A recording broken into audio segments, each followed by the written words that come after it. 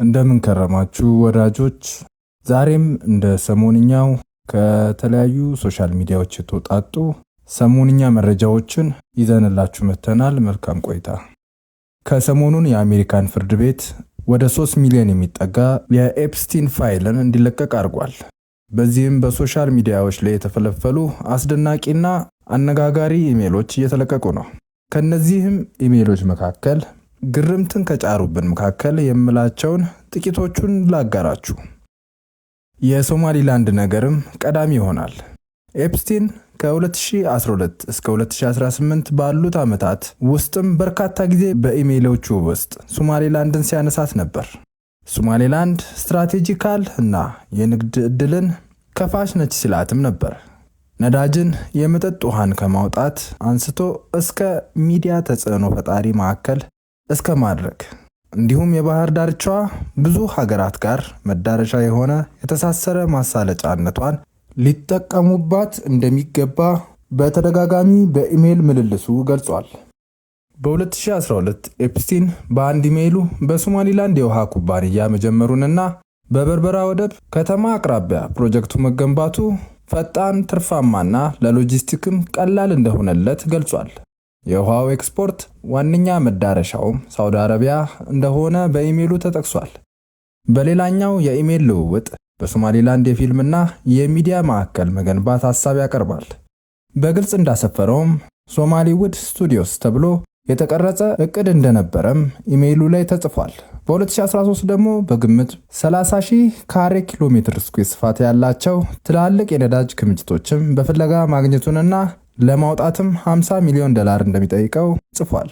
እንዲሁም ከአውሮፓ ባለሀብቶች ጋር ቅንጅቶችን ለመፍጠር ማሰቡን በኢሜይሎቹ ገልጿል። እንግዲህ እነዚህ የኢሜይል ሰነዶች የቅርብ ጊዜው የሶማሊላንድ አለመረጋጋትን አንስቶ በፊት በምድሪቱ ባለሀብቶች ምን አይነት ሴራ ሲወጠንባቸው እንደነበር የሚያሳይ መረጃዎች ናቸው። ከዛሬ ውጥረትም በፊት ለሀብት፣ ለሎጂስቲክ በውጭው ባህል ተጽዕኖ ስር በመውደቋ በምዕራባውያኑ ባለሀብቶች እንደፈለጉ እየቆረሱ የሚቀራመቷት ምድር በመሆኗ ተጽዕኖ የዛሬውን ውጥረት አለመረጋጋት ወልዷል። ዜጎቿ በወርቅ አልጋ ላይ መተኛት ሲገባቸው የጥቂቶች መጠቀሚያ ብቻ ሆናለች። ጭራሹኑ የነ ኤፕስቲንን ፕላን ለማስቀጠል እስራኤል በቅርቡ ጠጋ ማለቷን ማባበሉንም ተያይዘዋለች። ሌላኛው መረጃችን ከጋዳፊ ግልበጣ ጋር ይያያዛል። በ2011 የተላኩ ኢሜሎች እንደሚያሳዩ ከሆነ ጄፍሪ ኤፕስቲን እናም ግሬግ ብራውን በትብብር ሊቢያን እንደገና ለመገንባት እገዛ ለማድረግ በሚል ሰበብ የሊቢያ ባለስልጣናትን ለመበዝበዝና የመንግስትና የህዝብ ንብረቶችን ወደ ራሳቸው ለመጠቅለል እቅዶችን ነድፈው መወያየታቸውን የሚያሳዩ የኢሜል ልውጦች ተገኝተዋል። በእቅዱ ላይም የቀድሞ MI6 እና የሞሳድ አባላት ተሳትፎ እንደነበራቸው ተገልጿል። የእነዚህ ኢሜሎች ልውውጥ የተካሄደው ሙአመር ጋዳፊ ከስልጣን ከመውረዳቸው ሳምንታት በፊት በሊቢያም የእርስ በእርሱ ግጭት በተጧጧፈበት ጊዜ ነበር።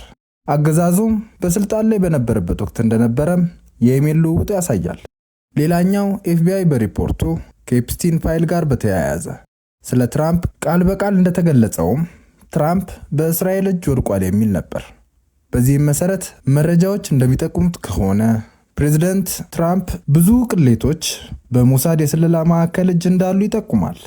ምናልባትም የኤፕስቲንን ፋይል ቅሌት ለማስረሳት ትራምፕ ከኢራን ጋር ያቀደውን ጦርነት ይከፍት ይሆን?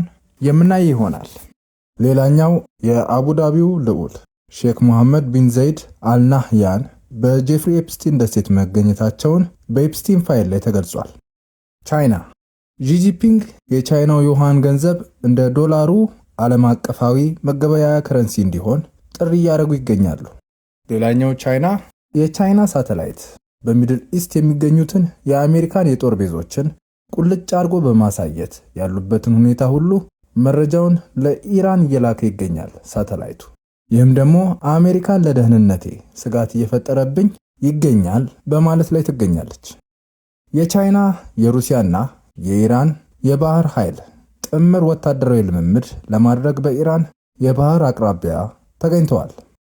ስለተከታተሉን እያመሰገንን በቀጣይ ዝግጅት እስክንገናኝ ጤና ይስጥልን።